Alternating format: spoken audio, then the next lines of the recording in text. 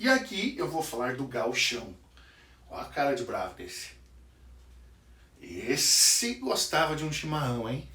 Um legítimo gauchão, certo? Nascido em Cruz Alta, no Rio Grande do Sul.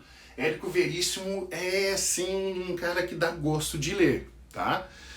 Entre ele e Jorge Amado tem uma diferença muito grande. Jorge Amado, ele é muito, assim, popularzão, né?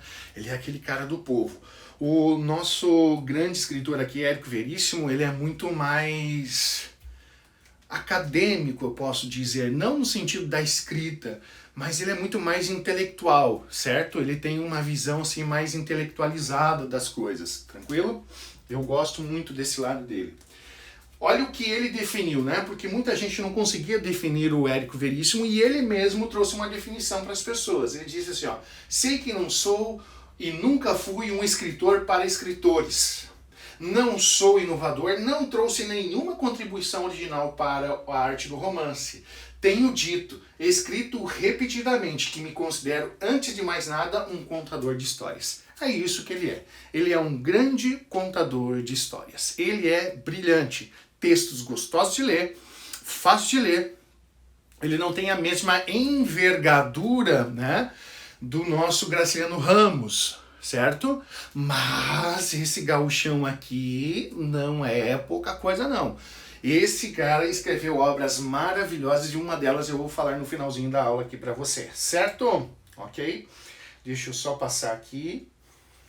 Beleza? Nascido na cidade de Cruz Alta do Rio Grande, de família tradicional, mas arruinado economicamente, foi obrigado a exercer funções modestas. Então, a diferença dele para o Jorge Amado. Ele foi de uma família abastada, mas uma família que, por questões econômicas, arruinou-se completamente. Aí ele foi trabalhar de ajudante de comércio, depois virou bancário, né, balconista de farmácia, desenhista na imprensa gaúcha. Em 31 mudou-se em definitivo para Porto Alegre, foi para a capital, onde tornou-se diretor da revista Globo e conheceu outros autores gaúchos. Então olha como esse cara se desenvolveu, né? Ele tinha algo diferenciado. Na década de 40 fez sua própria viagem aos Estados Unidos, onde ensinou literatura na Universidade de Berkeley, certo? Exerceu diversos cargos, nos quais desempenhava um papel difusor da cultura brasileira. Olha o que ele fez lá fora do Brasil. Ele difundiu o quê? A literatura brasileira. Nada mais que isso, certo? Outra coisinha aqui é que ele é um escritor de estilo simples, muito mais simples que Raquel de Queiroz, certo? Muito mais simples.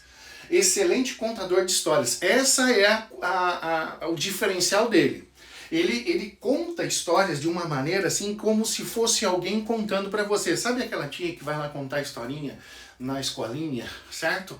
Aí ela chega assim, então, aí acontecia isso, e começa a fazer com que a gente crie imagens na cabeça. Esse é o gauchão aqui. Uma das grandes expressões da moderna ficção brasileira. Na sua maneira cinematográfica, por isso que ele é muito, eu coloquei os dois, porque os dois têm essa ideia de escrever como se fosse para escrever filmes, para escrever uma novela, certo? De apresentar as histórias, Érico ampliou o romance focalizando o homem contemporâneo divorciado da religião na busca de solução nem sempre otimista. Tá? Autor de grande prestígio junto ao público, certo? E tem uma obra bastante... E as suas obras lá no exterior, sobretudo nos Estados Unidos, foram muito lidas. Ele vendeu muito a nossa literatura.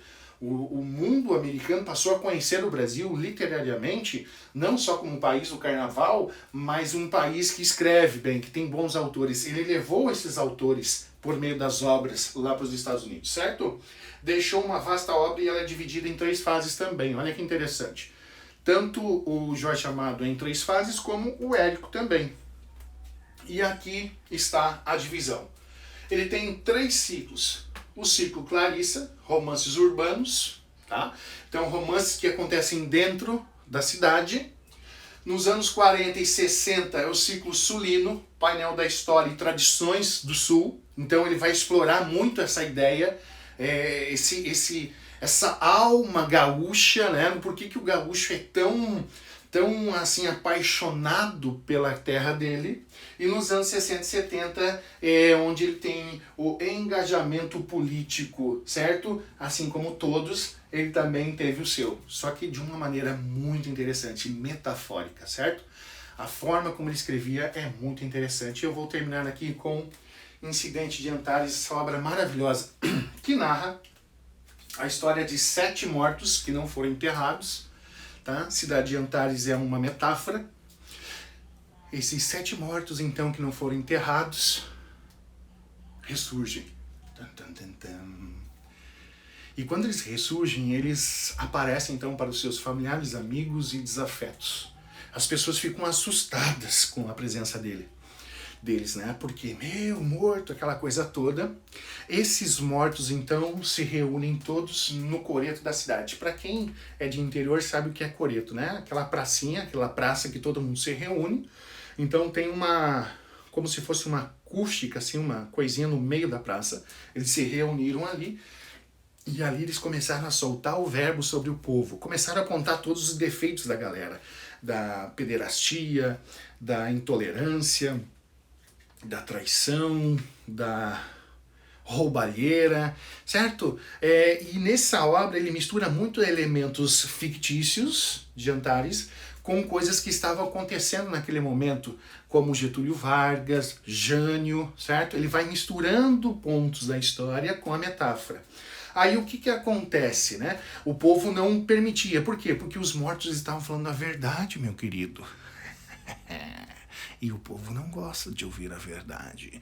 De repente, moçada, o que acontece? Chega, então, uma bela de uma operação borracha. E começam, então, a espantar as pessoas e jogar os mortos pro lado. Expulsam os mortos da cidade, certo? Com a ajuda de um grande vento misterioso, esses mortos são expulsos da cidade de Antares, e a pergunta que fica, e a obra deixa isso claro, e então, para onde foram os mortos de Antares? Será que não tem uma dúvida dessa na história brasileira?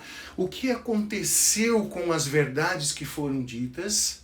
Por que tudo não mudou? Por que as coisas não mudaram? E a resposta no livro é: e tudo continua da mesma forma em Antares.